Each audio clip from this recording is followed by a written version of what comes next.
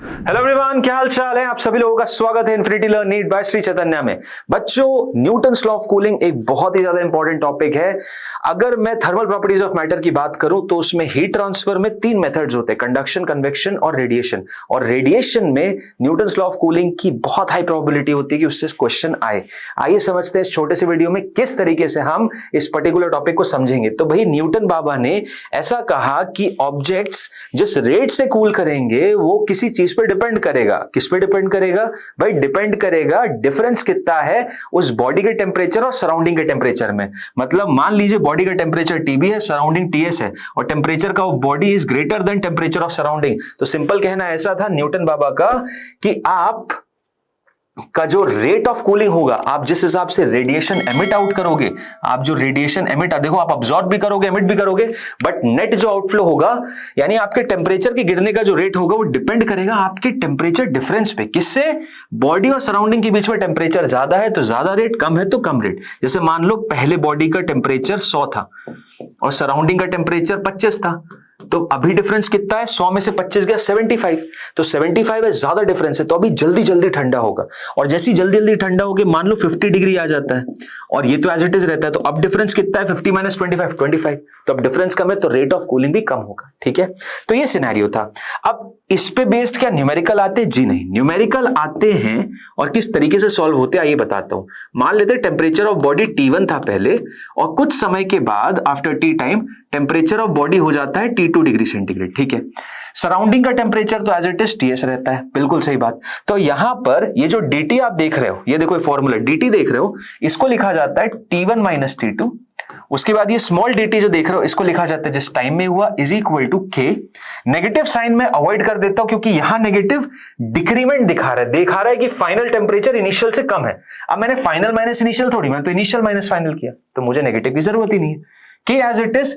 ये जो temperature of body आप देख रहे हैं इसकी जगह में लिखता हूं T1 plus T2 whole by 2 minus ये सराउंडिंग टेम्परेचर जो देख रहे हैं इसकी जगह में TS लिखता हूं। ठीक है, इस तरीके से आप प्रॉब्लम को सॉल्व करते हैं। आइए क्वेश्चन सॉल्व करके दिखाऊंगा, उससे ज्यादा बेटर समझ में आएगा। फॉर्मूला बस यहां पे लिख लो, फॉर्मूला ये रहा T1 minus T2 by 2 sorry by temperature is equal to K। T1 minus T2 by time is equal to K into T1 plus T2 whole by 2 minus TS। आओ देखो, दिया हुआ क्वेश्चन क्या है कि एक बॉडी है जो 62 डिग्री सेंटीग्रेड पे थी, वो 10 मिनट में पहुंच जाती है कितने पे? 50 डिग्री पे। ठीक है, उसके अगले 10 मिनट में पहुंच जा रही है कितने पे? And to 42 degree centigrade in next 10 minutes. और अब उसके अगले 10 मिनट में टेम्परेचर कहां हो जाएगा ये आपको बताना है। ये फाइनल टेम्परेचर कहां होगा ये बताना है, कोई दिक्कत नहीं। 3 स्टेजेस में हम लगाएंगे, यही हमारी इक्वेशन। अब देखो ये T1, इस केस की बात करूं मैं इस ड्यूरेशन में, तो यहां पे T1 ये हो जाएगा, TT हो जाएगा। तो पहली step T1 minus T2, 62 minus 50 जो कि हो जाएगा 12 होल डिवाइडेड बाय टाइम कितना है 10 minute is equal to K as it is. T1 plus T2 62 plus 50 112 by 2 is 56 minus surrounding temperature पता नहीं सर, तो एज इट इज ले लेते हैं सराउंडिंग टेम्परेचर TS। ठीक है, ये इस केस में आ गया। अब इस केस में यही इक्वेशन लगाओ, तो जरा इस केस में लगाओ, तब ये T1 हो जाएगा, ये T2 हो जाएगा। T1 माइनस T2 8 आ जाएगा, 50 minus 42 whole divided by time 10। K is equal to 50 plus 42 92 by 2 आ जाएगा मेरा 46 माइनस टेम्परेचर ऑफ सराउंडिंग पता नहीं TS ले लो। ठीक है, और यही इक्वेशन इसमें भी लगानी है, इस ड्यूरेशन में भी, और निकालना है आंसर T का। बट उससे पहले मैं K और TS की वैल्यू निकालना चाहता हूं इस इक्वेशन नंबर 1 और इक्वेशन नंबर 2 से। कैसे निकालेंगे? सिंपल सी चीज बोलेंगे, सर इक्वेशन नंबर 1/2 करो। 1/2 क्या? देखो 10 से 10 कैंसिल हो जाएगा, 12 बाय 8 आएगा जो कि हो जाएगा 4 3 और 4 2 यानी 3/2 आ जाएगा, 3/2 आ जाएगा। ठीक है, K से K कैंसिल हो जाएगा बिल्कुल, और 56 minus TS whole divided by 46 minus TS आ जाएगा। सही बात है, इसको इधर ले जाओ, इसको उधर ले जाओ, 3 इंटू 46 हो जाएगा 138 minus 3 TS is equal to 2 into 56 112 minus 2 TS। तो ये इधर जाएगा तो TS की वैल्यू देखो कितनी आ जाएगी 138 माइनस 112 जो कि हो जाएगा आपका 12, इसमें से हटाओगे 28 26 26 डिग्री सेंटीग्रेड। ठीक है, इसको इस इक्वेशन में डाल दो तो यहां से देखो K की वैल्यू आ जाएगी कैसे 8/10 is equal to K into 46 minus 26 जो कि हो जाएगा 20। 46 माइनस 26 20 हो जाएगा।